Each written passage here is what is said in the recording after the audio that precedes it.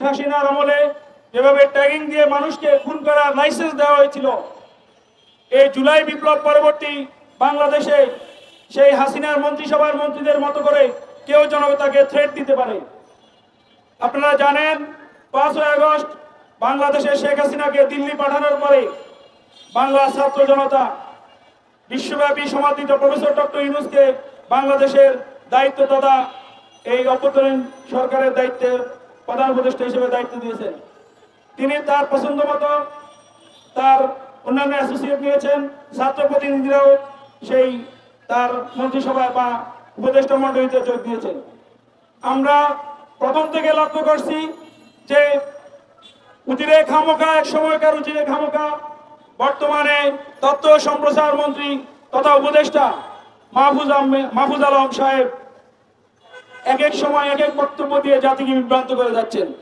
যখনই ফ্যাসিস্টরা বিভিন্নভাবে উৎপত্তি আছে এই জুলাই বিপ্লবকে কিভাবে নস্যাৎ করতে পারে তার টার্গেট দিয়ে তারা যখন বিভিন্নভাবে আঘাত করার চেষ্টা করতেছে, তার এগেইনস্টে জুলাই বিভিন্ন স্টেক হোল্ডাররা এই নিজেদের মধ্যে ঐক্য সৃষ্টি করে জাতির বিভিন্ন রকম ক্রান্তিকালের প্ল্যাটফর্মে দাঁড়াচ্ছেন। তখনই তিনি এক একবার এক এক বক্তব্য নিয়ে এসে জাতির মধ্যে বিভ্রান্ত সৃষ্টি করছেন।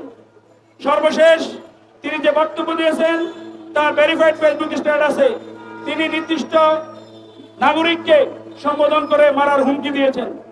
আমরা জুলাই পরবর্তী বাংলাদেশে ট্যাগিং এর রাজনীতি থাকতে পারে না বলে আমরা মনে করি। প্রিয় উপস্থিতি, মাহবুব সাহেবের এই বক্তব্যের মাধ্যমে তিনি তার শপথ ভঙ্গ করেছেন। আমরা আজকে আমাদের এই মানববন্ধন থেকে মাহফুজ আলমকে অনুরোধ করব তিনি জাতির কাছে ক্ষমা চেয়ে পদত্যাগ করবেন, কারণ তিনি যে হুমকি দিয়েছেন এটা ওনার শপথের সাথে যায় না।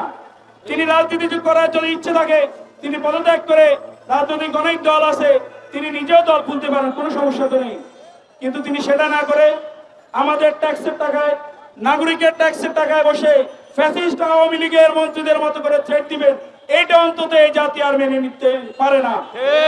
প্রিয় উপস্থিতি, আমরা অন্তর্বর্তী সরকারের প্রধান উপদেষ্টা প্রফেসর ডক্টর ইউনূসের দৃষ্টি আকর্ষণ করে বলতে চাই, আপনার উপদেষ্টা পরিষদে এরকম আনপ্রেডিক্টেবল লোক রেখে আপনি যে নিরলস কাজ করে যাচ্ছেন, জাতিকে একটি সুন্দর ভবিষ্যৎ উপহার দেওয়ার জন্য বারবার প্রত্যয় ব্যক্ত করছেন, এইরকম আনপ্রেডিক্টেবল উপদেষ্টা দিয়ে আপনি বিতর্কিত হবেন বলে আমরা মনে করি।